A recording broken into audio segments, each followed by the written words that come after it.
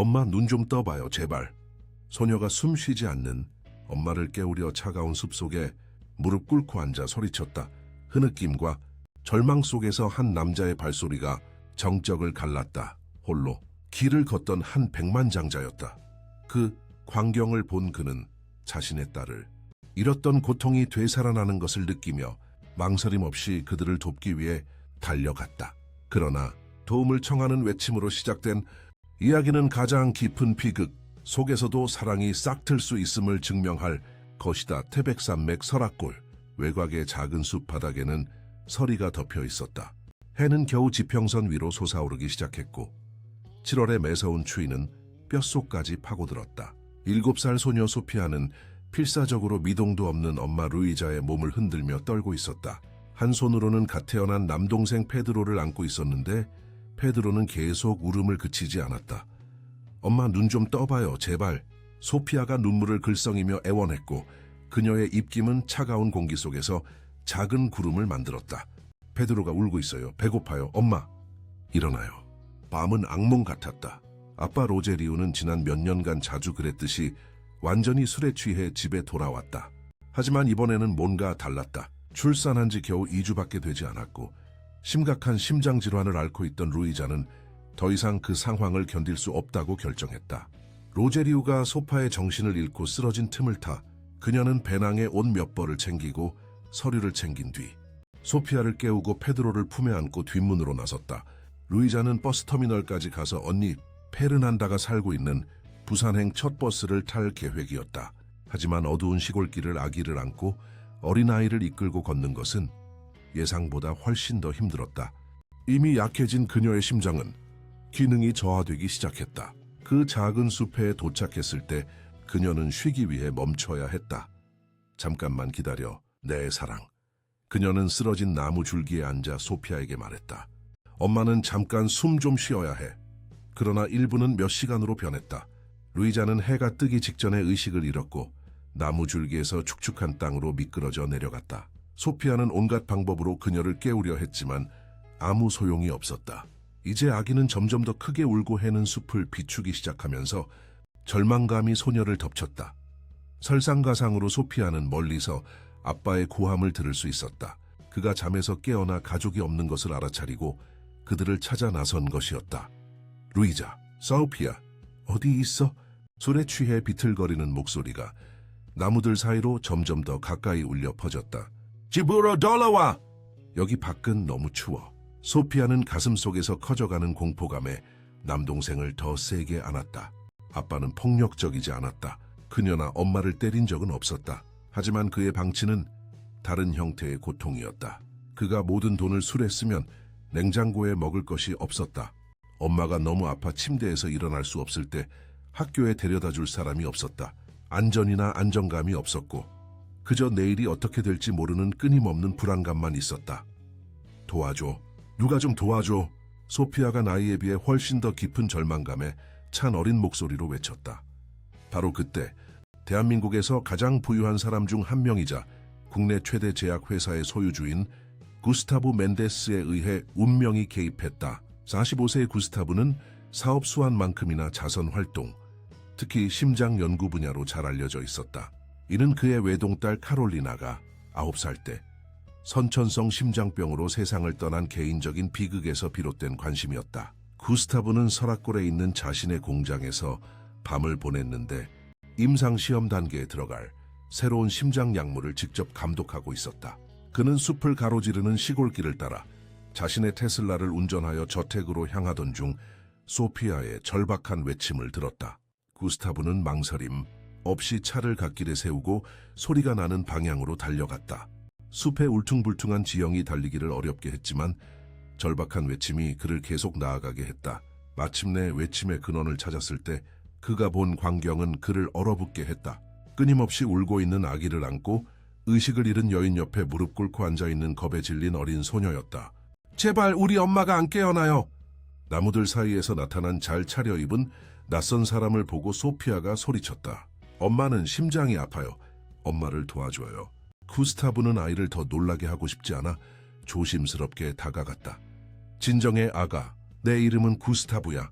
나는 의사야. 그는 상황을 단순화하기 위해 거짓말을 했다. 내 엄마를 도울 수 있어. 소피아는 망설였다. 수년간의 불안정한 생활은 그녀에게 낯선 사람을 불신하도록 가르쳤다. 하지만 절망감이 더 컸다. 엄마 심장이 약해요. 소피아가 빠르게 설명했다. 엄마는 얼마 전에 아기를 낳았어요. 그리고 우리는 아빠가 술을 너무 많이 마시고 우리를 제대로 돌보지 않아서 도망치고 있었어요. 구스타브는 루이자 옆에 무릎을 꿇고 그녀의 활력 징후를 확인했다. 그녀의 맥박은 약하고 불규칙했으며 호흡은 얕았다. 그녀는 즉각적인 의료 처치가 필요했다. 그는 코트를 벗어 젊은 엄마를 덮어주었다. 소피아, 루이자, 어디 있어? 로제리오의 목소리가 이제 더 가까이 들려왔고 소피아는 겁에 질려 움츠러들었다. 아빠예요. 그녀가 속삭였다. 아빠가 화낼 거예요. 구스타브는 목소리 나는 방향을 쳐다본 다음 두 아이를 바라보았다. 빠른 결정이 필요했다. 소피아, 맞지? 잘 들어. 내 엄마는 당장 병원에 가야 해. 내가 데려다 줄 수 있어. 나를 믿을 수 있겠니? 소녀는 눈앞의 남자를 바라보았다. 그의 친절한 눈빛, 비싸지만 단정한 옷, 비상 상황에서도 침착하게 말하는 방식, 그리고는 의식을 잃은 엄마와 품에 안긴 아기를 바라보았다. 마침내 점점 더 가까워지는 아빠의 고함 소리가 나는 방향을 바라보았다. 저는 믿어요. 소피아가 마침내 말했다. 7살짜리 아이에게는 어려운 결정이었지만 아마도 짧은 삶에서 내린 가장 중요한 결정이었을 것이다. 더 이상 시간을 낭비하지 않고 구스타브는 루이자를 팔에 안았다. 그녀가 너무 가벼워, 거의 너무 연약해 놀랐다. 소피아는 여전히 작은 페드로를 안고 그의 뒤를 바싹 따랐다. 내 차는 바로 저기 있어. 구스타브가 말했다. 네 엄마를 도와주러 가자. 테슬라에 도착했을 때 구스타브는 루이자를 뒷좌석에 조심스럽게 앉혔다. 소피아는 엄마 옆에 앉아 여전히 남동생을 안고 있었다. 안전벨트 매는 법 아니, 소피아? 구스타브가 운전 중 아이들의 안전을 걱정하며 물었다. 네, 알아요. 그녀는 삶의 상황에 의해 강요된 독립심을 보여주며 대답했다. 구스타브는 시동을 걸고 시골길을 달려 자신의 저택으로 향했다. 그는 병원으로 직행하지 않기로 결정했다. 그의 집에는 최첨단 장비와 개인 의료진을 갖춘 완벽한 의료시설이 있었고 루이자를 더 빨리 치료할 수 있을 것이었다. 가는 동안 그는 몇 초마다 백미러를 통해 확인했다. 소피아는 엄마에게 시선을 고정하고 격려의 말을 중얼거렸다. 아기는 조금 진정되어 이제 가끔씩 훌쩍이는 소리만 냈다. 다 잘 될 거야, 소피아. 구스타브가 그녀를 안심시키려 말했다. 우리 집은 여기서 멀지 않아. 내 엄마를 돌봐줄 의사들이 있어. 아저씨는 부자예요? 소피아가 아이들 특유의 솔직한 호기심으로 물었다. 구스타브는 살짝 미소 지었다. 너희들을 도울 만큼은 가지고 있어. 그게 지금 중요한 거야. 운전하는 동안 구스타브는 소피아와 자신의 세상을 떠난 딸 카롤리나 사이의 유사점을 알아차리지 않을 수 없었다. 외모는 아니었다. 카롤리나는 금발의 푸른 눈이었고 소피아는 갈색 곱슬머리에 꿀색 눈을 가지고 있었다. 유사점은 더 깊은 곳에 있었다. 역경에 맞서는 같은 용기, 고통과 가까이 접하면서 형성된 같은 조숙한 성숙함. 길은 산맥을 구불구불 이어졌고 깨어나기 시작하는 도시의 불빛이 언뜻언뜻 보였다. 구스타브는 휴대폰을 꺼내 차량의 핸즈프리 시스템을 사용하여 전화를 걸었다. 카밀라 박사님, 구스타브입니다. 박사님과 팀이 15분 안에 준비되어 있어야 합니다. 위독한 환자를 데리고 가고 있습니다. 산후 직후에 신부전 가능성이 있습니다. 네, 바로 의료시설로 데려갈 겁니다. 약 7살 아이와 갓난아기 2명도 있어서 검진이 필요할 겁니다. 감사합니다. 소피아는 모든 것을 주의 깊게 지켜보았다. 아저씨 집에는 병원이 있어요? 뭐 그런 셈이지. 구스타브가 대답했다. 내 딸이 아팠을 때 집의 일부를 작은 병원으로 개조했어. 이제는 다른 사람들을 돕는 데 사용하고 있어. 아저씨, 딸도 심장이 아팠어요? 소피아가 물었다. 구스타브는 목에 덩어리가 맺히는 것을 느꼈다. 6년이 지났음에도 상실의 고통은 여전히 생생했다. 그래, 그랬어. 하지만 그녀는 몇 년 전에 세상을 떠났어. 소피아는 나이보다 깊은 이해심으로 고개를 끄덕였다. 죄송해요. 차는 마침내 큰 철문 앞에 도착했다. 구스타브가 차 대시보드의 버튼을 누르자 문이 열리기 시작했고 고전적인 건축, 양식과 큰 유리 패널이 결합된 현대식 식민지, 양식의 웅장한 저택으로 이어지는 긴 나무 늘어선 진입로가 드러났다. 차가 정문에 멈추자마자 중년의 유능하고 단호한 표정의 여인 구스타브의 심장 연구 재단에서만 일하기 위해 대형 병원에서 유망한 경력을 포기한 저명한 심장 전문의 카밀라 박사가 이끄는 의료팀이 집에서 서둘러 나왔다. 환자는 의식불명 상태이고 심한 섬액입니다. 구스타브가 의료팀이 루이자를 채서 조심스럽게 꺼내 들것에 눕히는 동안 빠르게 정보를 전달했다. 뒤딸의 말에 따르면 기존 심장 질환이 최근 출산으로 악화되었습니다. 카밀라 박사는 이미 루이자의 활력 징후를 확인하고 있었다. 혈압이 너무 낮습니다. 보상 부전성 심부전일 가능성이 있습니다. 즉시 안으로 데려가야 합니다.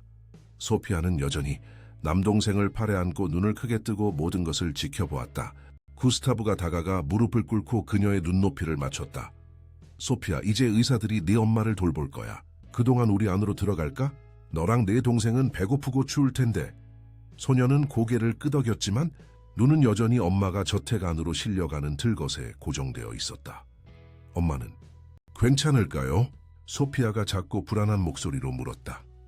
구스타브는 소녀의 어깨에 부드럽게 손을 얹었다. 카밀라 박사님은 내가 아는 최고의 의사야. 그녀는 네 엄마를 위해 할 수 있는 모든 것을 할 거야. 이제 너희 둘을 돌보자. 저택 입구로 걸어가면서 소피아는 멀리 있는 숲을 뒤돌아보았다. 그곳에는 아빠가 여전히 비틀거리고 혼란스러워하며 그들을 찾고 있을 것이었다. 잠시 동안 아빠를 떠나왔다는 죄책감이 들었다. 결국 그는 그녀의 아빠였다. 하지만 이내 그녀는 그가 술에 취해 잠들어 있는 동안 스스로를 돌봐야 했던 수많은 밤들, 냉장고에서 찾은 얼마 안 되는 음식으로 스스로 배를 채워야 했던 때들, 깨진 약속들과 끊임없는 불확실성을 기억해냈다. 품에 안긴 아기를 보고 그리고 그들을 돕기 위해 멈춰선 친절한 남자를 바라보며 소피아는 오랫동안 느껴보지 못했던 감정을 느꼈다. 희망. 저택 내부는 외관만큼이나 인상적이었다. 넓고 우아했지만 이상하게도 생기가 없었다. 모든 비싼 가구와 벽에 걸린 예술작품에도 불구하고 고독의 기운이 공간을 가득 채우고 있었다. 마치 집이 그 주인처럼 그저 존재할 뿐 살고 있지 않은 것 같았다. 이리 와, 부엌으로 가자. 구스타브가 소피아를 복도로 안내하며 말했다. 이라세마 아주머니가 아침 식사를 준비하고 있을 거야. 넓은 부엌에서 60살쯤 되어 보이는 아주머니가 스토브 위 냄비를 휘젓고 있었다. 구스타브가 두 아이와 함께 들어오는 것을 보고 그녀는 놀라 눈을 크게 떴다. 구스타브 씨, 무슨 일이에요? 이 아이들은 누구죠? 이라세마 아주머니, 이 아이는 소피아이고 이 아이는 구스타브는 아기의 이름을 모른다는 것을 깨닫고 말을 멈췄다. 페드로요. 소피아가 말을 이었다. 제 동생 이름은 페드로예요. 소피아와 페드로입니다. 구스타브가 계속했다. 아이들 엄마는 카밀라 박사님에게 치료를 받고 있어요. 그동안 아이들은 맛있는 아침 식사가 필요해요. 그리고 작은 페드로는 우유가 필요할 것 같아요. 이라세마 아주머니는 5 자녀를 키우고 8 손주를 돌보는데 익숙한 효율성으로 빠르게 상황을 장악했다. 그녀는 숙련된 손길의 부드러움으로 소피아의 팔에서 작은 페드로를 안아들었다. 이 아기는 따뜻한 목욕과 우유가 필요해요. 그리고 아가씨도 제대로 된 식사를 해야 할 것 같네요. 그녀는 구스타브를 바라보았다. 구스타브 씨, 아이가 씻을 수 있는 곳을 보여주세요. 제가 아기를 돌보고 먹을 것을 준비하는 동안에요. 구스타브는 자신의 가정부의 침착함에 감사하며 고개를 끄덕였다. 이런 순간에 그는 카롤리나가 떠나고 이어서 헬레나와의 결혼 생활이 끝난 후 집이 비어 있었음에도 불구하고 왜 그녀를 수년 동안 고용했는지 상기했다. 나를 따라와. 소피아. 그가 손을 내밀었다. 소녀는 잠시 망설였는데 동생과 떨어지는 것을 꺼려했다. 걱정 마. 아가. 이라세마 아주머니가 따뜻한 미소로 안심시켰다. 네 동생은 나랑 있으면 안전할 거야. 내가 5 자녀를 키웠단다 알지? 아기들은 내 손바닥 보듯이 잘 알아. 아주머니의 부드럽지만 단호한 태도에 소피아는 조금 긴장을 풀었다. 그녀는 구스타브가 부엌 밖으로 안내하는 것을 허락했지만 페드로에게 마지막 걱정스러운 시선을 던지는 것을 잊지 않았다. 구스타브는 소피아를 1층에 있는 여러 개의 객실 중 하나로 데려갔는데 물색과 베이지색 톤으로 우아하게 장식된 방이었다. 이 화장실에는 필요한 모든 것이 있어. 그는 방에 딸린 넓은 화장실 문을 열며 설명했다. 깨끗한 수건, 비누, 샴푸, 심지어 세면대에 닿을 수 있도록 구석에 작은 발판도 있어. 다 끝나면 부엌으로 돌아와도 돼. 알겠지? 아니면 원하면 나를 부르면 내가 데려다 줄게. 소피아는 호화로운 화장실을 경외심으로 바라보았다. 이 모든 게 저 혼자 쓰는 거예요? 구스타브는 미소 지었다. 내 혼자 쓰는 거야. 필요한 만큼 시간을 써. 소피아가 씻는 동안 구스타브는 루이자의 치료가 어떻게 진행되고 있는지 확인하기 위해 시간을 보냈다. 그는 캐롤리나를 위해 의료 장비를 설치했던 저택의 동쪽 날개로 빠르게 향했다. 딸의 특정 요구사항을 충족시키기 위한 작은 병동으로 시작된 곳은 수년에 걸쳐 완전히 갖춰진 심장 전문 소아 중환자실로 변모했다. 그녀의 생명을 구하기 위해 싸웠던 투쟁의 유산이었다. 메인 룸에 들어섰을 때 그는 카밀라 박사와 그녀의 팀이 집중적으로 일하고 있는 것을 발견했다. 모니터는 루이자의 활력 징후를 표시하고 있었고 의사는 방금 실시된 심전도를 분석하고 있었다. 어떻습니까? 구스타브가 전문가들의 작업에 방해가 되지 않도록 거리를 유지하며 물었다. 위도간 상태입니다. 카밀라. 박사가 검사에서 눈을 떼지 않고 대답했다. 심한 산후 심근병증으로 적절한 산전 관리가 부족하여 합병증이 발생한 것으로 보입니다. 최근 출산으로 이미 손상된 심장에 추가적인 부담이 가해졌습니다. 더 자세한 검사를 위해 환자를 안정시키고 있습니다. 살 수 있을까요? 구스타브가 의도했던 것보다 더 직설적인 질문이 나왔지만 그는 알아야 했다. 희망에 차고 취약한 소피아의 이미지가 그의 머리에서 떠나지 않았다. 의사는 마침내 그를 바라보았고 그녀의 얼굴에는 상황의 심각성이 드러났다. 확실한 예후를 말하기에는 아직 이르지만 거짓말하지 않겠습니다, 구스타브 씨. 상태는 극도로 심각합니다. 심근 손상이 광범위하고 아마도 돌이킬 수 없을 것 같습니다. 저희는 할 수 있는 모든 것을 하고 있지만 그녀는 문장을 마칠 필요가 없었다. 구스타브는 그 어조를 잘 알고 있었다. 카롤리나를 치료했던 의사들에게서 들었던 것과 같은 어조였다. 알겠습니다. 그가 가슴에 무언가 짓누르는 것을 느끼며 말했다. 어떤 변화라도 있으면 알려주세요. 딸이 엄마의 상태를 알고 싶어 할 겁니다. 부엌으로 돌아온 구스타브는 수년 동안 자신의 집에서 보지 못했던 광경을 발견했다. 생기. 이라세마 아주머니는 깨끗하게 씻기고 옷을 갈아입힌 페드로를 부드러운 수건으로 깔린 빵, 바구니로 만든 임시, 아기 침대에 눕혀놓았다. 아기는 가정부가 항상 손주들이 방문할 때를 대비해 비축해 두었던 분유를 먹고 평화롭게 잠들어 있었다. 스스로 부엌으로 돌아온 소피아는 테이블에 앉아 스크램블 에그, 직접 만든 빵, 그리고 푸짐한 과일 한 그릇을 개걸스럽게 먹고 있었다. 깨끗한 옷을 입고 비록 사이즈는 몇 배나 컸지만 이라세마 아주머니가 집에 보관했던 낡은 티셔츠로 임시 방편으로 만든 것이었다. 머리는 축축하고 얼굴은 씻겨져 있어 그녀는 다른 아이처럼 보였다. 여전히 눈에는 걱정이 있었지만 그 순간에는 배고픔이 더 컸다. 맛있니? 구스타브가 그녀와 함께 테이블에 앉으며 물었다. 아주 맛있어요. 소피아가 큰 빵 조각을 삼키며 대답했다. 우리 집에는 이런 음식이 없어요. 아이의 솔직함은 동시에 감동적이고 불안했다. 구스타브는 이라세마 아주머니와 의미심장한 눈빛을 교환했고 아주머니는 슬픔에 고개를 저으며 그의 앞에 진한 커피 한 잔을 놓았다. 소피아 구스타브가 조심스럽게 말을 시작했다. 의사들이 지금 네 엄마를 돌보고 있어. 그들은 최고이고 할 수 있는 모든 것을 하고 있어. 하지만 엄마는 많이 아파. 소피아는 먹는 것을 멈추고 포크를 공중에 든 채 멈췄다. 엄마는 괜찮을까요? 구스타브는 망설였다. 그는 의사들이 카롤리나의 기회에 대해 거짓말을 하여 거짓 희망을 주었을 때 얼마나 싫어했는지 기억했다. 그는 솔직하지만 부드럽게 말하기로 결정했다. 모르겠어, 소피아. 내 엄마 심장이 너무 약해. 하지만 우리가 엄마를 돕기 위해 할 수 있는 모든 것을 할 거라고 약속할게.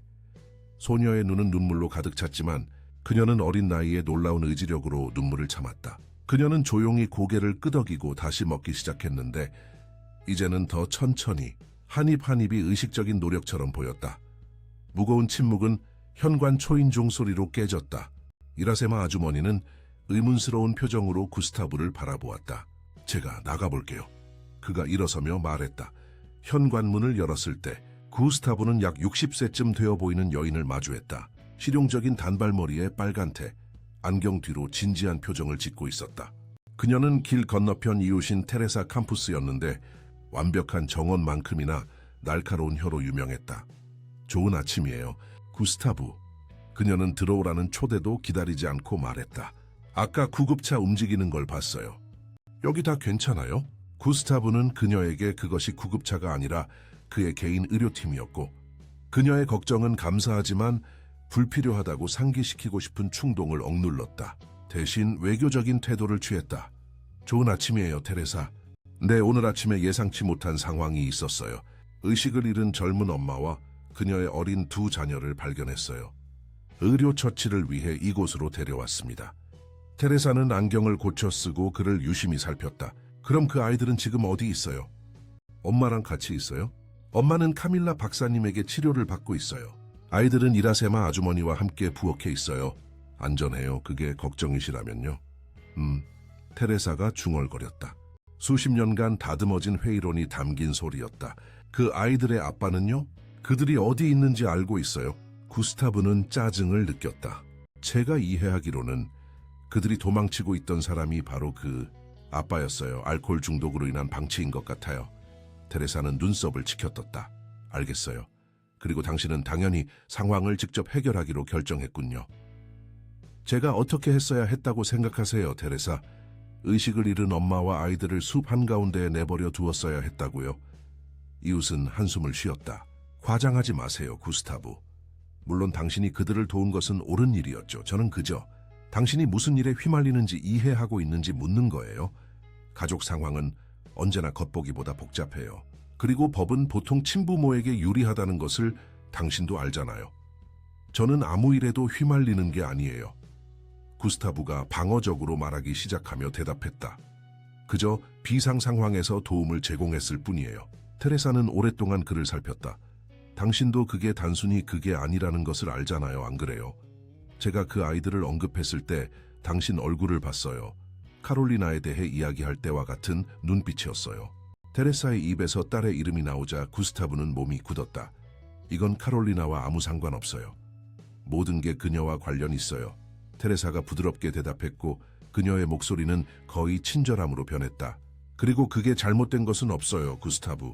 그저 조심하세요. 당신이 다시 상처받는 것을 보고 싶지 않아요.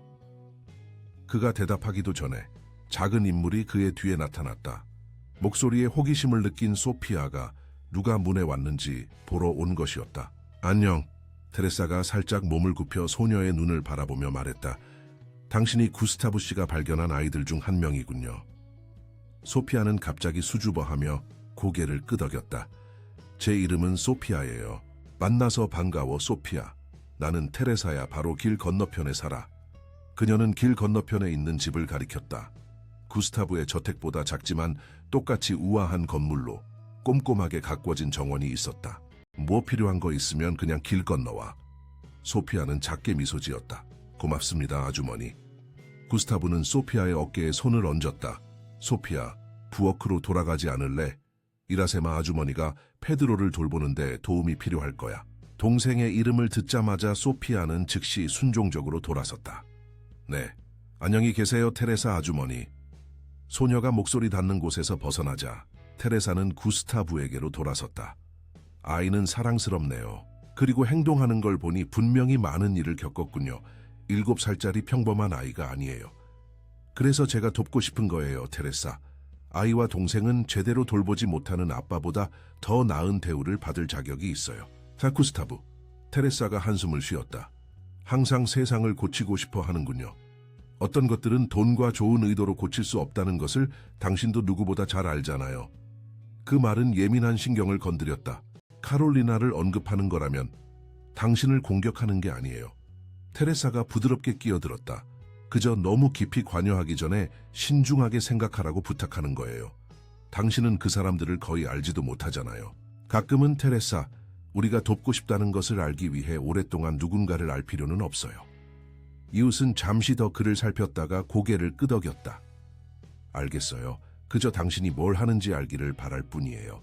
그녀는 떠나기 위해 몸을 돌렸지만 멈춰 서서 뒤를 돌아보았다. 뭐 필요한 거 있으면 정말 어떤 것이라도 나는 바로 저기 있어요. 테레사가 길을 건너 자신의 집으로 돌아가는 것을 지켜보면서 구스타브는 그녀의 말을 생각하지 않을 수 없었다. 그가 카롤리나의 죽음에 대한 해결되지 않은 감정을 이 아이들에게 투영하고 있는 것일까? 아마도.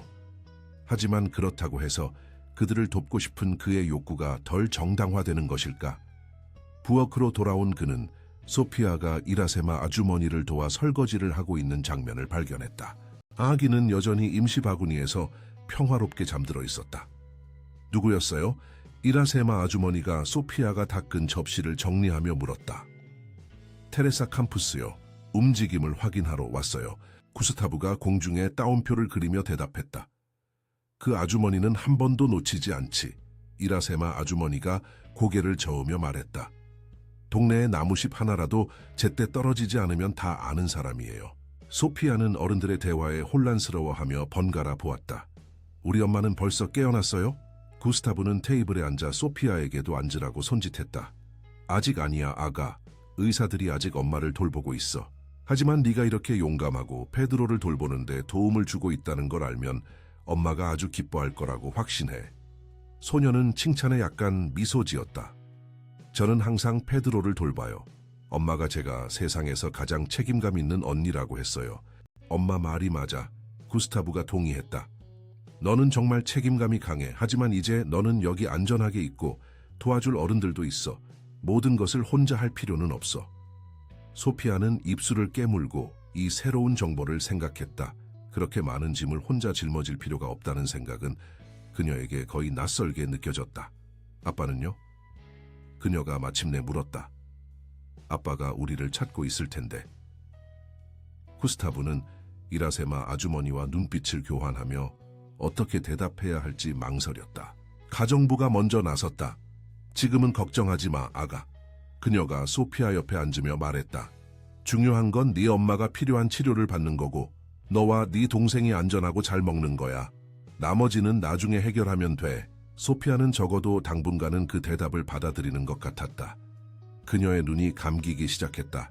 잠 못 이룬 밤의 피로가 감정적인 스트레스와 배부름과 합쳐져 마침내 대가를 치르게 된 것이었다. 누군가 낮잠이 필요한 것 같네요. 이라세마 아주머니가 말했다.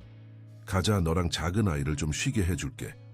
구스타브는 가정부가 잠든 소피아를 부엌 밖으로 안내하고 페드로가 든 바구니를 조심스럽게 들고 가는 것을 지켜보았다. 혼자 남은 그는 잠시 생각에 잠겼다. 몇 시간 만에 그의 고독한 일상은 완전히 바뀌었다. 평소에는 무덤처럼 조용했던 그의 집은 이제 아이들의 목소리로 울려 퍼졌다. 카롤리나의 죽음 이후 필요보다는 습관으로 유지되던 의료시설은 이제 그 목적을 달성하고 있었다. 마치 운명이 그의 삶의 빈 공간을 채울 방법을 찾은 것 같았다. 그가 그 순간까지 존재한다는 것조차 깨닫지 못했던 공간을 말이다. 하지만 이후 테레사가 옳았다. 그는 그것을 알고 있었다. 상황은 복잡했다. 아이들의 아빠는 그의 결점에도 불구하고 여전히 법적 권리를 가지고 있었다. 루이자의 상태는 위독했고 구스타브의 모든 돈과 영향력에도 불구하고 어떤 문제들은 단순히 해결될 수 없었다. 그럼에도 불구하고 이제 차갑게 식은 커피를 마시면서 구스타브는 오랫동안 경험하지 못했던 감정을 느꼈다. 목적. 이 아이들은 도움이 필요했고 그는 도움을 제공할 수 있는 위치에 있었다. 나머지 법적인 세부사항, 감정적인 복잡성, 장기적인 결과는 때가 되면 처리할 것이었다. 당분간 그의 우선순위는 루이자가 가능한 최고의 치료를 받고 소피아와 페드로가 안전하다고 느끼게 하는 것이었다. 그리고 아무도, 심지어 친부모나 참견 많은 이웃조차도 그가 그렇게 하는 것을 막을 수 없었다. 인터폰 소리가 그의 생각을 방해했다. 그는 받기 위해 일어섰다. 멘데스 씨, 문 경비원의 목소리가 들려왔다. 아까 모시고 온 아이들의 아빠라고 하는 남자가 와 있습니다. 그가 흥분한 것 같습니다, 선생님. 구스타브는 잠시 눈을 감았다. 현실이 예상보다 빨리 그의 문을 두드렸다. 그를 문에 붙잡아 두세요. 그가 지시했다. 지금 그리로 갈 겁니다. 부동산 입구로 걸어가면서 구스타브는 다가올 대립에 대비했다. 소피아가 언급한 로제리우라는 이 남자에게서 무엇을 기대해야 할지 정확히 알 수 없었지만 한 가지는 확실했다. 그는 싸우지 않고는 그 아이들을 방치된 환경으로 돌려보내지 않을 것이었다. 문에 도착했을 때 그는 철창 너머로 약 35세쯤 된 남자를 보았다. 헝클어진 머리, 구겨진 옷, 그리고 붉은 눈. 부분적으로는 숙취 때문이고 부분적으로는 울음 때문이었다. 그는 마치 순수한 절망의 강도로 문을 열 수 있을 것처럼 문 막대를 세게 잡고 있었다. 내 가족은 어디 있어? 로제리우가 구스타브가 다가오는 것을 보자마자 소리쳤다. 당신이 그들에게 무슨 짓을 했어? 지금 당장 내 아내와 아이들을 보고 싶어. 구스타브는 경비원에게 물러서라고 손짓한 다음 안전거리를 유지하며 문으로 다가갔다. 로제리우 씨, 진정하세요. 부인께서는 치료를 받고 계십니다. 오늘 아침 심각한 심장마비가 있었습니다. 아이들은 안전하게 잘 돌봐지고 있습니다. 당신이 뭔데 내 가족 일에 끼어들어? 로제리우가 감정과 아마도 아직 술의 영향으로 목이 메인 목소리로 요구했다. 그들을 데려갈 권리가 없어. 나는 그들의 아빠야. 구스타브는 눈앞의 남자를 살폈다. 로제리우의 얼굴은 술과 수년 간의 고된 노동으로 얼룩져 있었다. 삶이 그에게 친절하지 않았다는 것이 분명했다. 그의 눈은 숙취로 흐릿했지만 진정한 절망을 드러냈다. 그는 폭력적인 남자라기보다는 깊이 길을 잃은 남자처럼 보였다. 로제리우 씨, 구스타브가 차분하고 단호한 어조를 유지하며 말을 시작했다. 당신의 걱정을 이해합니다. 저는 구스타브 멘데스입니다.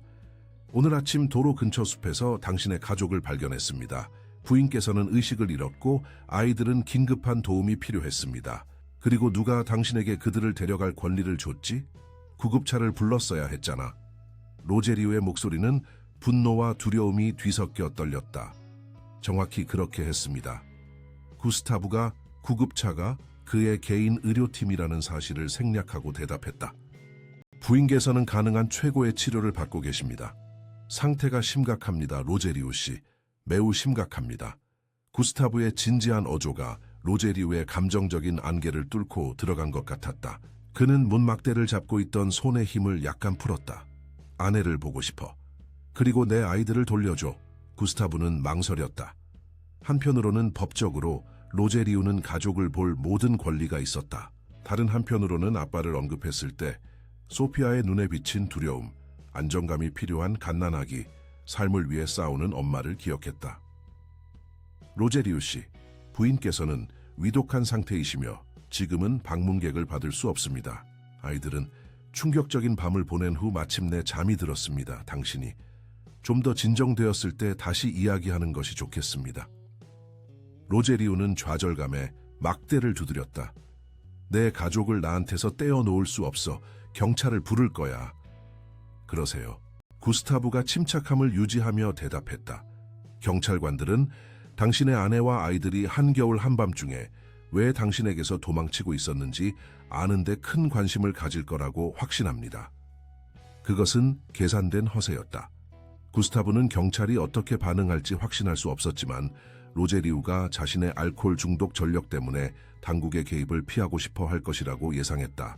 남자는 물러섰고 얼굴은 분노와 수치심이 뒤섞여 일그러졌다. 당신은 나나 내 가족에 대해 아무것도 몰라. 문제가 있는 건 맞지만 나는 내 아이들을 사랑해. 절대 해치지 않았어. 육체적으로 해치지 않는다고 해서 적절하게 돌보는 것과 같지는 않습니다. 구스타브가 어조를 부드럽게 하며 대답했다. 보세요, 로제리우 씨. 저는 당신을 판단하는 것이 아닙니다. 하지만 지금 당장 부인께서는 집중적인 의료 치료가 필요하고 아이들은 안정감이 필요합니다. 이 시간을 활용하여 모두에게 최선의 해결책을 찾는 건 어떨까요? 로제리우는 헝클어진 머리를 손으로 쓸어 넘겼고 갑자기 지쳐 보였다. 그럼 뭘 제안하는 건데? 집으로 돌아가세요. 샤워하고 쉬고 뭐 좀 드세요. 내일 아침에 다시 오세요. 그때까지는 루이자 씨의 상태에 대해 더 구체적인 소식을 전해드릴 수 있을 것이고 아이들도 더 쉬게 될 겁니다. 당신이 그들을 데리고 사라지지 않을 거라고 어떻게 믿어? 제 말을 믿으세요. 구스타브가 대답했다. 그리고 그는 주머니에서 명함을 꺼내 막대 사이로 건넸다. 이제 당신은 제가 누구인지 정확히 알 겁니다. 로제리우는 명함을 바라보았고 멘데스 제약회사의 이름과 로고를 알아보자 눈이 휘둥그레졌다. 당신은 그 제약회사 사람이야? 네, 저입니다. 구스타브는 자신의 상당한 재산과 영향력에 대해 자세히 설명하지 않고 확인했다. 당신의 가족은 여기 안전합니다, 로제리우 씨. 그리고 내일 다시 오시면 그들이 계속 안전하게 지낼 수 있도록 하는 방법에 대해 이야기할 수 있을 겁니다. 로제리우는 오랫동안 구스타브를 응시하며 그의 진정한 의도를 파악하려는 듯했다. 마침내 그는 뻣뻣하게 고개를 끄덕이며 낡은 청바지 주머니에 명함을 넣었다. 내일 아침 일찍 다시 올 겁니다. 그리고 당신이 어떤 것에 대해 거짓말을 했다면 그렇지 않습니다. 구스타브가 안심시켰다. 내일 뵙겠습니다, 로제리우 씨. 남자가 비틀거리며 보도를 따라 걸어가는 것을 지켜보면서 구스타브는 한숨을 쉬었다. 시간을 벌었지만 상황이 해결되기에는 아직 멀었다는 것을 알았다. 도움이 필요했다. 전문적인 도움이. 저택으로 돌아온 구스타브는 곧장 자신의 사무실로 향했다. 그는 거의 사용하지 않지만 비상시를 대비해 항상 가지고 다니던 번호로 전화를 걸었다. 바스콘셀루스 법률사무소입니다. 안녕하세요. 비서가 전화를 받았다.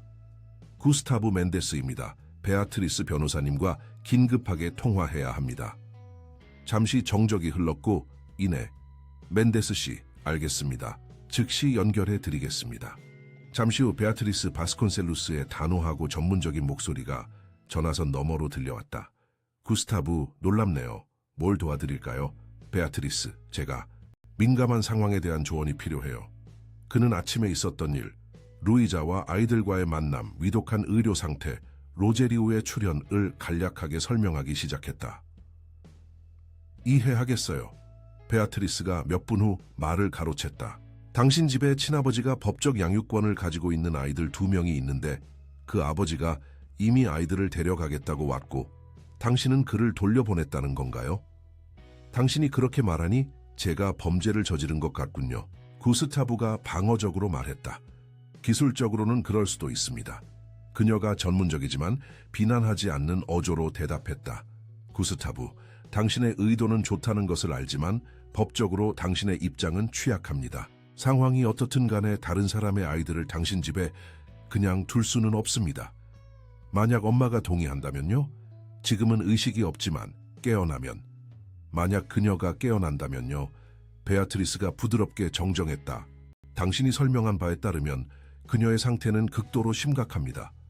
그녀가 깨어나면, 구스타브가 고집했다. 분명히 아이들이 스스로를 제대로 돌보지 못하는 알코올 중독자 아빠에게 돌아가는 것보다 여기 안전한 곳에 머무르기를 더 선호할 거라고 확신합니다.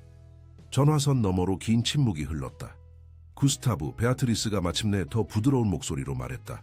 하나 묻고 싶은데 솔직하게 대답해 주세요. 이 특정한 아이들에 관한 건가요? 아니면 카롤리나에 관한 건가요? 그 질문은 구스타브에게 물리적인 타격처럼 다가왔다. 처음에는 테레사, 이제는 베아트리스. 그렇게 명백했던가? 카롤리나에 관한 게 아니에요. 그가 대답했지만 그의 목소리의 망설임은 불확실성을 드러냈다. 끔찍한 상황에 처한 2명의 무고한 아이들에 관한 거예요. 알겠습니다. 베아트리스가 말했지만 그녀의 어조는 그의 말을 넘어선 것을 보고 있다는 것을 시사했다. 보세요. 법적으로 당신을 안내하기 위해 할 수 있는 모든 것을 할 겁니다. 하지만 이해해야 합니다. 시스템은 일반적으로 명백한 학대 증거가 없는 한 친부모에게 유리합니다. 알코올 중독으로 인한 방치는 증명하기 더 복잡합니다. 특히 이전 개입에 대한 문서화된 기록이 없는 경우에는요. 그럼 뭘 제안하시나요? 구스타브가 현실의 무게가 어깨를 짓누르는 것을 느끼며 물었다. 당분간 모든 것을 기록하세요. 가족을 발견했을 때의 상태, 엄마의 의료 상태, 아이들이 집에서의 삶에 대해 언급하는 모든 것, 당신의 의료팀에게 상세한 보고서를 요청하세요. 그리고 가장 중요한 것은 내일 아버지가 아이들을 보는 것을 막지 마세요. 그것은 당신의 법적 입장을 복잡하게 만들 뿐입니다. 그 다음은요? 그 다음은 상황에 따라 달라집니다. 엄마가 회복되면 그녀는 이혼과 아이들의 양육권을 신청할 수 있으며 당신은 증인으로서 지원을 제공할 수 있습니다. 만약 그녀가, 베아트리스는 신중하게 단어를 고르며 잠시 멈췄다. 최악의 상황이 발생하면 아버지는 자동으로 완전한 양육권을 가지게 됩니다. 다른 친척이 양육권을 다투고 싶어 하거나 당신이 법정에서 그가 절대적으로 부적합하다는 것을 증명할 수 없는 한 말이죠. 구스타브는 눈을 감고 정보를 처리했다. 알겠습니다. 고마워요, 베아트리스. 내일 여기로 와줄 수 있을까요? 로제리우가 돌아올 때 당신이 함께 있기를 바랍니다. 오전 8시에 그곳에 가겠습니다. 그녀가 확인했다. 그리고 구스타브, 감정적으로 대비하세요. 당신이 기대하는 대로 끝나지 않을 수도 있습니다. 전화를 끊은 후 구스타브는 몇 분 동안 침묵 속에 앉아 자신이 휘말린 상황의 복잡성을 숙고했다. 그의 일부 합리적인 부분, 사업적인 부분은 베아트리스와 테레사가 옳다는 것을 알았다. 그는 너무 깊이 관여하고 있었고 해결되지 않은 자신의 고통을 투영하고 있었으며 잠재적으로 해결책보다 더 많은 문제를 만들고 있었다. 하지만 다른 부분, 아마도 여전히 카롤리나의 아버지였던 부분, 아이를 보호하지 못하는 고통을 알았던 부분은 단순히 물러설 수 없었다. 소피아의 눈에 비친 두려움, 페드로의 연약함, 아이들에게 더 나은 삶을 주기 위한 루이자의 투쟁, 이 모든 것이 그의 내면에 깊이 울려 퍼졌다. 문 밖에서 부드러운 노크 소리가 그의 생각을 방해했다. 카밀라 박사였다. 구스타브, 그녀가 심각한 표정으로 사무실로 들어오며 말했다. 루이자 씨에 대해 이야기해야 합니다. 그녀의 어조에 그의 심장이 조여왔다. 상황이 어떻습니까? 일시적으로 안정시켰지만 심장 손상이 광범위합니다. 산후 심근병증은 부적절한 산전 관리와 아마도 만성 스트레스로 인해 악화되었습니다. 심장은 정상 기능의 25% 미만으로 작동하고 있습니다. 치료 옵션은 무엇입니까? 의사는 한숨을 쉬었다. 단기적으로는 심장 수축을 강화하는 약물과 체액 축적을 줄이는 이뇨제입니다. 하지만 장기적으로는 구스타브 씨, 그녀는 이식이 필요할 겁니다. 그 단어는 선고처럼 공중에 떠올랐다. 심장 이식, 카롤리나의 작은 심장이 마침내 멈추었을 때 그녀가 기다리던 것과 같은 시술이었다. 예후는 어떻습니까? 이식 없이는? 몇 주, 어쩌면 몇 달, 만약 우리가 그녀를 적절히 안정시킬 수 있다면요. 이식으로. 글쎄요, 대기 명단과 통계는 아시잖아요. 구스타브는 천천히 고개를 끄덕였다. 의식이 있습니까? 왔다 갔다 합니다. 정신이 맑을 때는 아이들을 찾습니다. 제가 볼 수 있을까요? 물론입니다. 하지만 대비하세요. 그녀는 매우 연약합니다. 의사를 따라 병동으로 이어지는 복도를 걸으면서 구스타브는 생각을 정리하려 노력했다. 상황은 그가 처음 상상했던 것보다 훨씬 더 심각했다.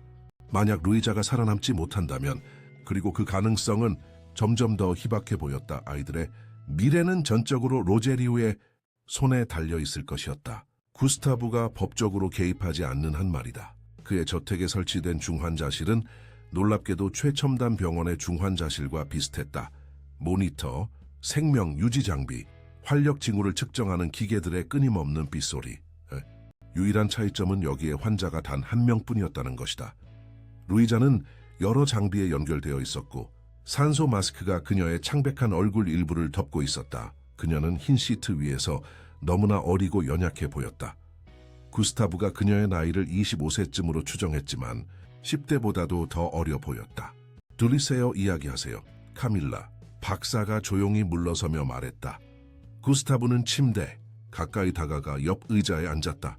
잠시 동안 그는 루이자의 불규칙하게 오르내리는 가슴과 심장 모니터에 흔들리는 선을 그저 지켜보았다.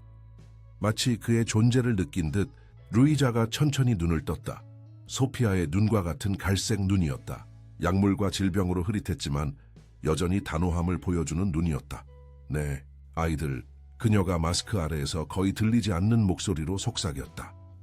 안전해요. 구스타브가 그녀가 더 잘 볼 수 있도록 몸을 기울이며 안심시켰다. 소피아와 페드로는 잘 지내고 있어요. 지금 쉬고 있어요. 루이자의 긴장된 몸에서 약간의 이완이 스쳐 지나갔다. 누구세요? 제 이름은 구스타브 멘데스입니다. 오늘 아침 숲에서 당신을 발견했습니다. 그녀는 잠시 눈을 감았고 마치 조각난 기억들을 정리하려는 듯했다. 얘가 쓰러졌어요. 네, 심각한 심장 질환이 있었고 최근 출산으로 악화되었습니다. 루이자는 미미하게 고개를 끄덕였다. 아마도 그녀는 자신의 진단을 이미 알고 있었을 것이다. 비록 그 심각성을 완전히 이해하지 못했을지라도 말이다. 로제리우, 그가 왔어요? 구스타브는 어떻게 진행해야 할지 망설였다. 마침내 그는 진실을 택했다. 네, 그가 왔었습니다.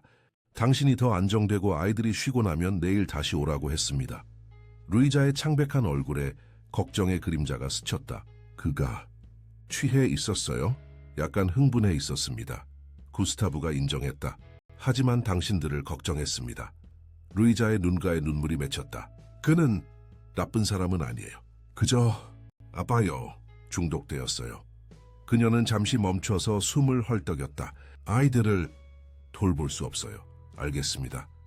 구스타브가 부드럽게 말했다. 이제 쉬세요. 더 기운을 차리면 더 이야기할 수 있을 겁니다. 루이자는 부정적으로 고개를 흔들었고 그 긴급함은 그녀의 마지막 에너지를 소모하는 듯했다. 안드웨이, 시간이 없어요. 많이 남지 않은 것 같아요. 그녀는 침을 삼켰고 눈은 이제 구스타브의 눈에 간절히 고정되었다. 약속해 주세요. 아이들을 돌봐주겠다고. 구스타브는 목에 덩어리가 맺히는 것을 느꼈다. 과거와 현재가 그 순간에 뒤얽히는 것 같았다. 그가 사랑했던 또 다른 사람이 그가 완전히 지킬 수 없을지도 모르는 것을 그에게 요청하고 있었다. 제가 할 수 있는 모든 것을 다 하겠습니다. 그가 솔직하게 제공할 수 있는 최대한의 약속임을 알면서 말했다. 안 돼. 루이자가 고집스럽게 말했다. 그녀의 약한 손이 놀라운 힘으로 그의 팔을 잡았다. 약속해 주세요. 그에게 돌아가지 못하게 해달라고. 지금은 안 돼요. 그가 나아질 때까지는 안 돼요. 그녀의 간절함은 의심할 여지가 없었다. 이것은 단순히 걱정하는 엄마가 아니었다. 그녀가 선택한 남자의 한계를 아는 여인이었고 어떤 사랑이 존재할지라도 그가 혼자서 아이들을 키울 수 있는 상태가 아니라는 것을 아는 여인이었다. 약속하겠습니다. 구스타브가 마침내 그녀의 손을 자신의 손으로 덮으며 말했다. 소피아와 페드로가 안전하고 잘 돌봐질 수 있도록 인간적으로 가능한 모든 것을 다하겠다고 약속합니다. 루이자의 얼굴에 즉각적이고 깊은 안도감이 스쳤다. 그녀는 엄청난 짐이 어깨에서 벗겨진 것처럼 베개에 기대어 몸의 긴장을 풀었다. 고맙습니다. 그녀가 속삭였다. 고맙습니다. 그녀의 눈은 피로에 마침내 감기기 시작했다. 이제 쉬세요. 구스타브가 부드럽게 말했다. 제가 근처에 있을게요. 루이자가 잠드는 것을 지켜보면서 구스타브는 방금 한 약속의 무게를 느꼈다.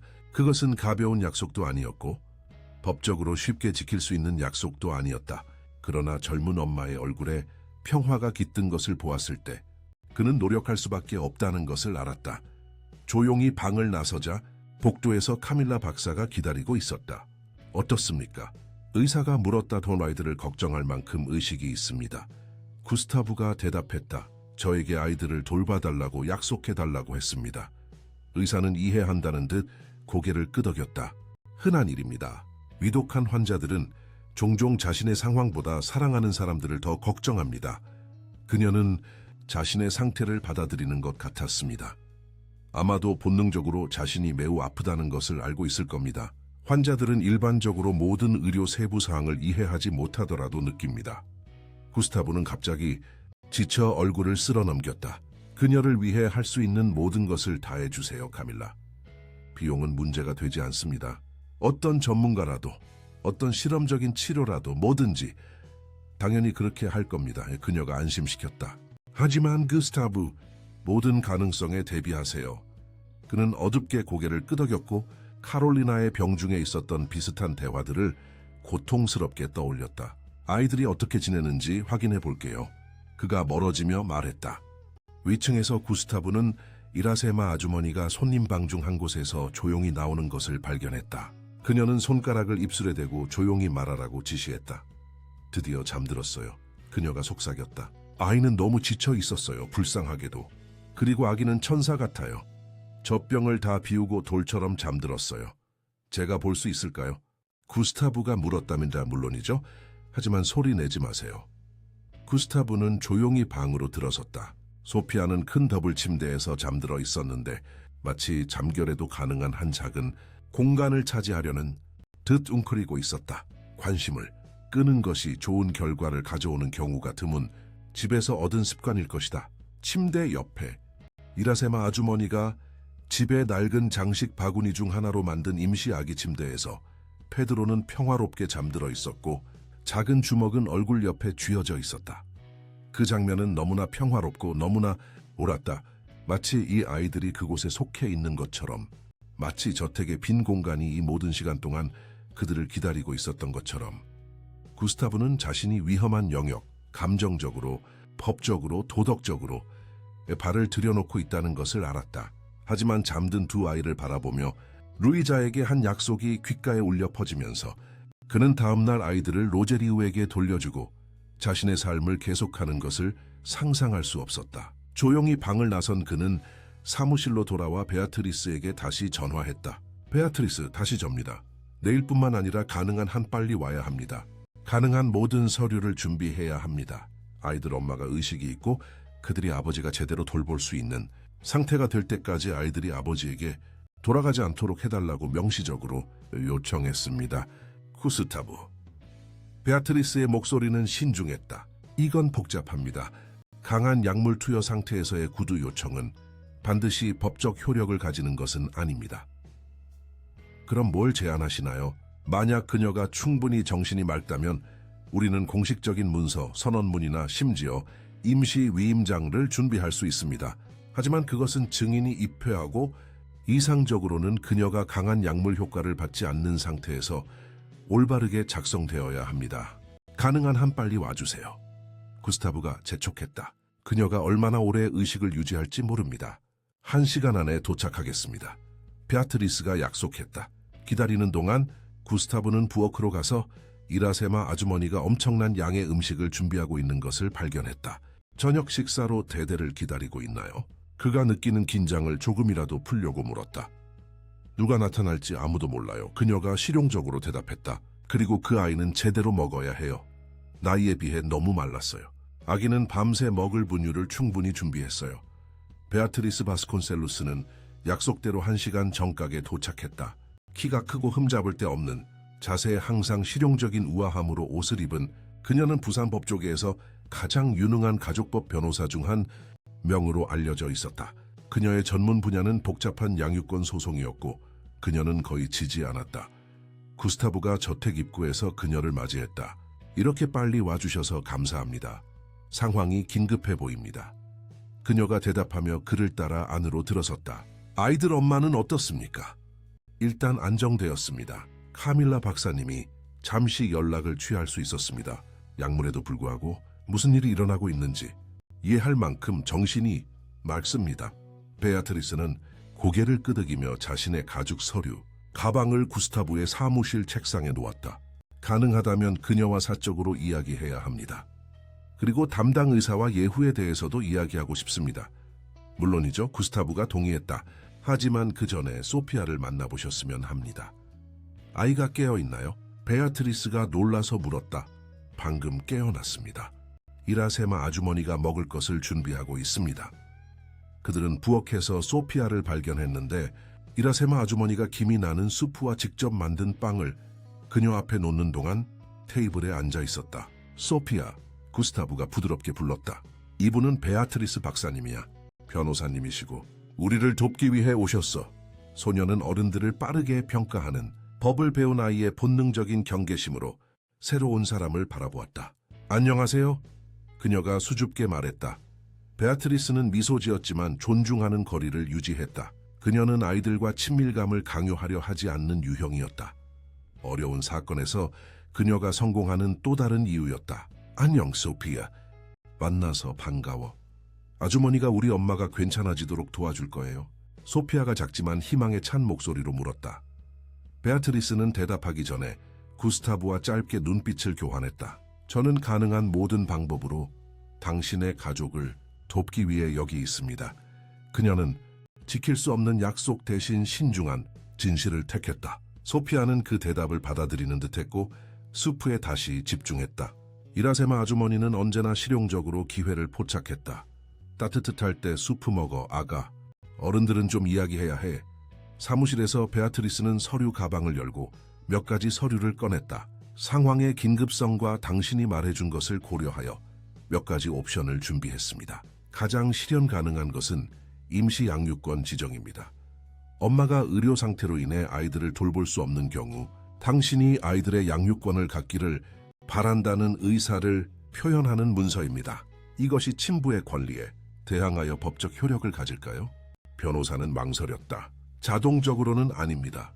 하지만 법적 분쟁 시 우리에게 강력한 주장이 될 것입니다. 특히 아버지의 알코올 중독으로 인한 부적절한 양육 능력을 증명하는 증거와 결합되면요. 구스타브는 정보를 처리하며 고개를 끄덕였다. 다른 옵션은 무엇입니까? 그녀의 상태의 심각성에 따라 우리는 더 영구적인 조치를 시도할 수도 있습니다. 하지만 솔직히 말해서 구스타브, 그것은 훨씬 더 어렵고 아버지가 쉽게 이의를 제기할 수 있습니다. 그녀는 잠시 멈춰서 그를 살폈다. 이해해야 합니다. 완벽한 서류 작업에도 불구하고 당신은 여전히 힘든 싸움에 직면할 것입니다. 사법 시스템은 일반적으로 명백한 학대 증거가 없는 한 친부모에게 유리합니다. 무엇을 확실한 증거라고 정의할 수 있습니까? 경찰 보고서, 문서화된 아동보호 서비스 개입, 방치 또는 학대를 나타내는 의료 기록, 여러 신뢰할 수 있는 출처에 일관된 증언입니다. 베아트리스가 나열했다. 이것이 없으면 알코올 중독 자체만으로는, 특히 공식적인 진단이나 치료 이력이 없는 경우에는 부모의 권리를 완전히 부인하기에 충분하지 않을 수 있습니다. 구스타브는 한숨을 쉬며 머리를 쓸어 넘겼다. 우리가 취약한 위치에 있는 것 같군요. 법적으로는 그렇습니다. 베아트리스가 동의했다. 하지만 완전히 선택의 여지가 없는 것은 아닙니다. 그녀는 서류 가방에서 다른 문서를 꺼냈다. 당분간 우리는 즉시 할 수 있는 일에 집중할 것입니다. 엄마에게서 임시 양육권 지정을 받는 것입니다. 이것은 필요하다면 더 강력한 사례를 구축할 시간을 줄 것입니다. 문 노크 소리가 그들을 방해했다. 카밀라 박사였다. 방해해서 죄송합니다. 그녀가 말했다. 하지만 알려드려야 할 것 같아서요. 루이자 씨가 지금 더 깨어있고 아이들과 구스타브 씨를 찾고 있습니다. 베아트리스는 즉시 서류를 정리했다. 지금이 그녀와 이야기하기에 가장 좋은 때입니다. 그녀가 더 정신이 맑을수록 그녀가 할 어떤 진술의 법적 유효성에도 더 좋습니다. 의료시설에서 그들은 루이자가 침대에 더 똑바로 앉아있고 산소 마스크는 비강 캐뉼라로 교체된 것을 발견했다. 여전히 창백하고 눈에 띄게 약했지만 그녀의 눈은 더 생기 있었다. 몸은 어떻습니까? 구스타브가 침대 가까이 다가가 물었다. 마치 트랙터가 지나간 것 같아요.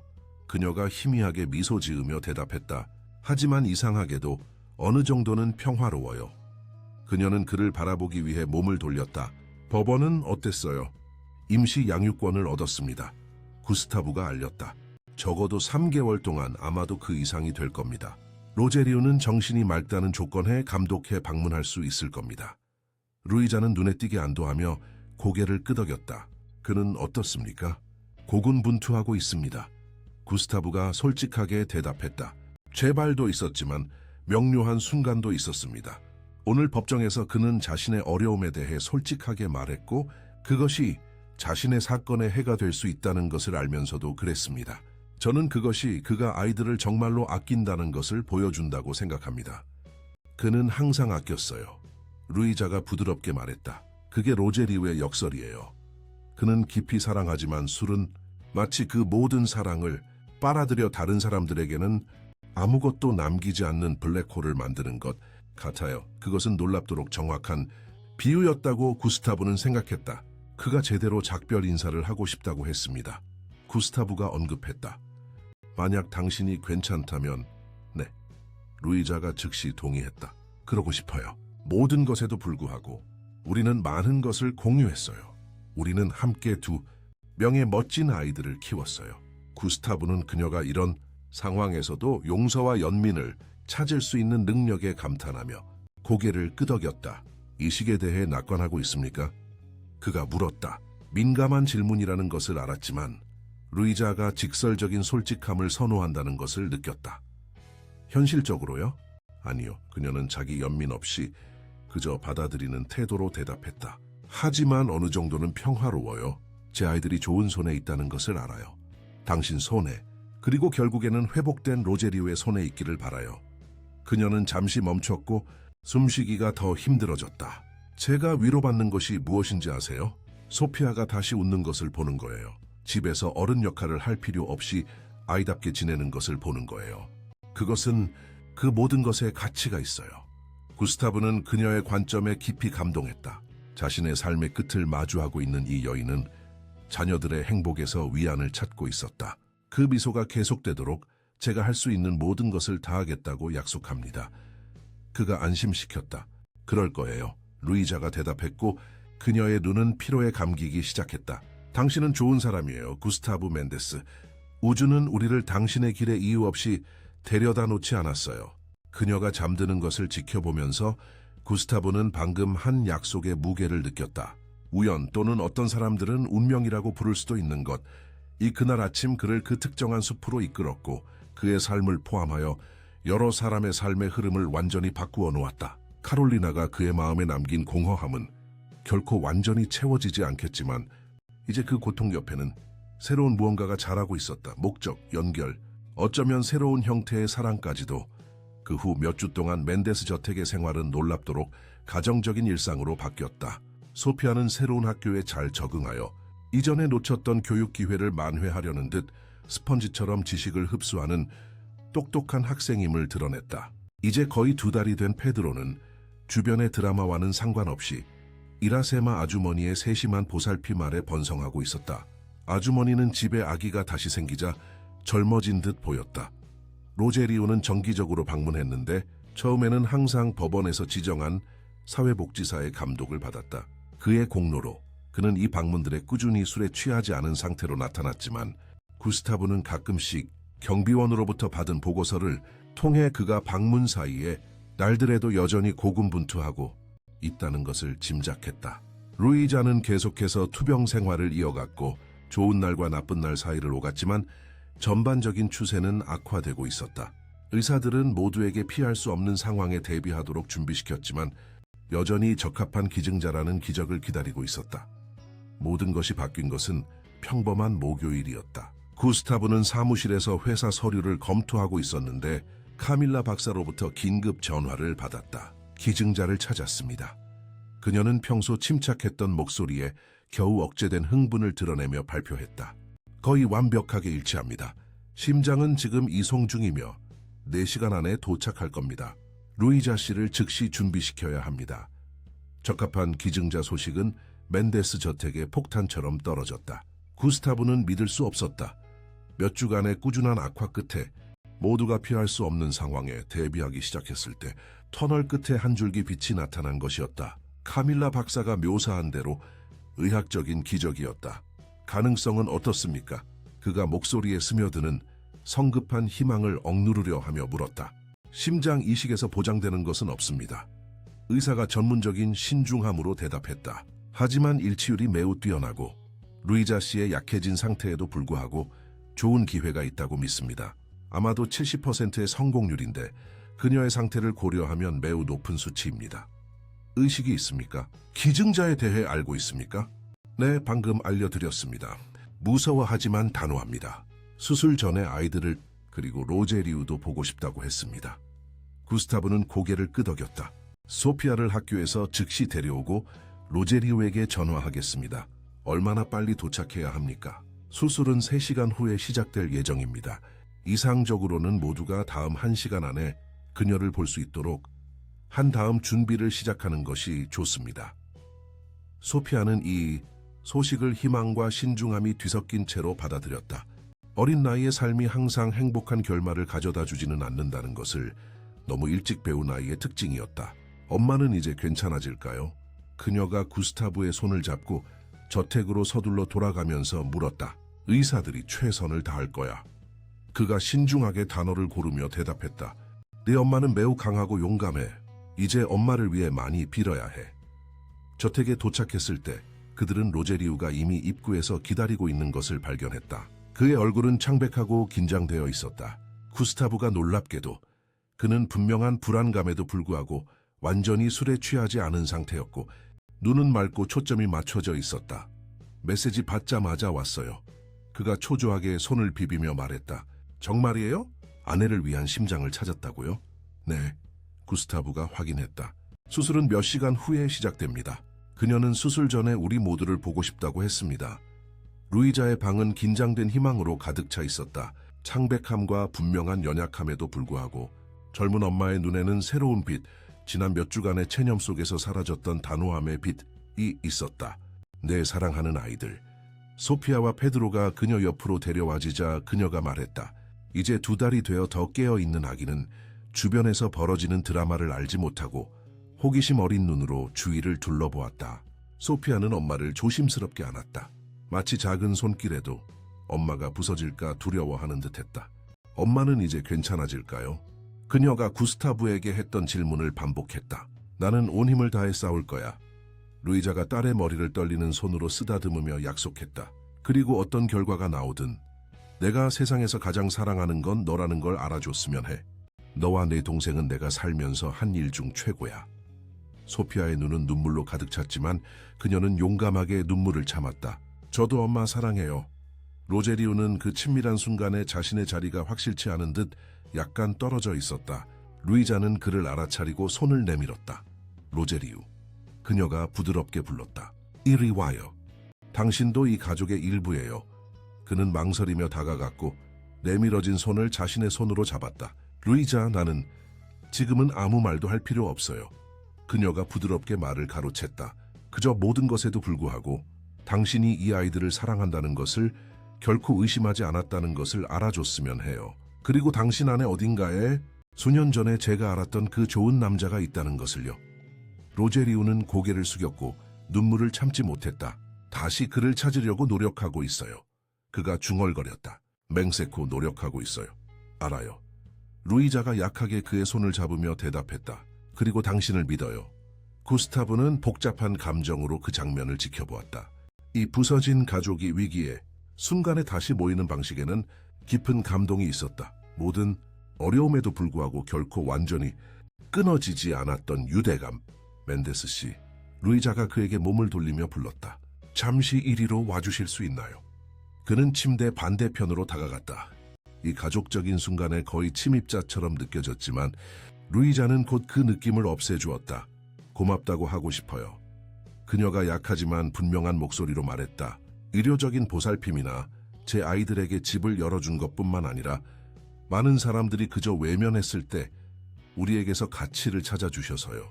당신은 우리를 품위 있게 대해주셨고 그것은 값을 매길 수 없어요. 당신들은 내 집의 생기를 되찾아 주었습니다. 구스타브가 진심으로 대답했다. 여기 빚이 있다면 그것은 내 빚입니다. 카밀라 박사가 방으로 들어와 조용히 준비를 시작할 시간임을 알렸다. 루이자는 이해한다는 듯 고개를 끄덕였다. 소피아 아가, 이제 강해져야 해. 그녀가 딸의 얼굴을 두 손으로 잡으며 말했다. 이사들이 내 심장을 고치러 나를 데려갈 거야. 그동안 내 동생을 돌보고 우리가 이야기한 모든 것을 기억하렴. 소피아는 엄숙하게 고개를 끄덕였다. 기억할게요, 엄마. 그리고 여기서 기다릴게요. 루이자는 딸의 이마에 입맞춤하고 페드로의 이마에도 입맞춤했다. 페드로는 옹가리로 응답했다. 로제리우와 구스타브에게 마지막 시선을 보내며 그녀는 속삭였다. 아이들을 잘 돌봐주세요, 제발. 무슨 일이 있어도요. 그 후 몇 시간은 구스타브가 카롤리나의 마지막 수술 이후로 가장 길게 느껴진 시간이었다. 그와 소피아, 로제리우, 그리고 이라세마 아주머니 페드로를 안고는 저택 의료시설에 특별히 준비된 대기실에서 기다렸다. 아무도 말을 많이 하지 않았다. 소피아는 조용히 스케치북에 그림을 그렸고 로제리우는 이리저리 서성였으며 구스타브는 의료팀에게 업데이트를 확인하거나 노트북으로 일하며 자신을 분산시키려 했다. 그가 그렇게 확인하던 중 카밀라 박사가 수술실에서 나오는 것을 발견했다. 여전히 수술복을 입고 있었고 마스크를 내린 얼굴은 지쳐 보였지만 희망에 차 있었다. 수술은 성공적이었습니다. 그녀는 평소 침착했던 목소리에서 겨우 억제된 작은 미소를 지으며 발표했다. 새로운 심장이 스스로 뛰고 있습니다. 다음 48시간이 중요하겠지만 모든 징후는 이식이 성공적이었음을 가리킵니다. 그 소식은 모두에게서 안도의 눈물을 자아냈다. 소피아는 의자에서 뛰어내려 구스타브를 안았고 그는 감격에 눈이 흐려진 채 그녀를 품에 안았다. 로제리우는 무릎을 꿇고 감사와 침묵의 기도를 올렸다. 언제 엄마를 볼 수 있어요? 소피아가 간절히 물었다. 모든 것이 계속 잘 된다면 내일쯤이요, 의사가 대답했다. 엄마는 중환자실에 있을 것이고 많이 진정되어 있겠지만 너희들을 알아볼 수 있을 거라고 믿는다. 다음 며칠은 감정의 롤러코스터였다. 루이자는 안정된 상태를 유지했고 거부 반응 없이 지나가는 매 시간은 승리로 축하되었다. 셋째 날, 그녀는 인공호흡기를 제거하고 중환자실 유리창을 통해 소피아와 짧게 이야기할 수 있었다. 일곱째 날, 그녀는 여전히 모니터와 장비에 둘러싸여 있었지만 일반 병실로 옮겨졌다. 기적이에요. 이라세마 아주머니가 페드로를 안고 루이자가 새 방에서 평화롭게 잠들어 있는 것을 바라보며 말했다. 진정한 기적이에요. 과학과 아량을 베푼 기증자 덕분이죠.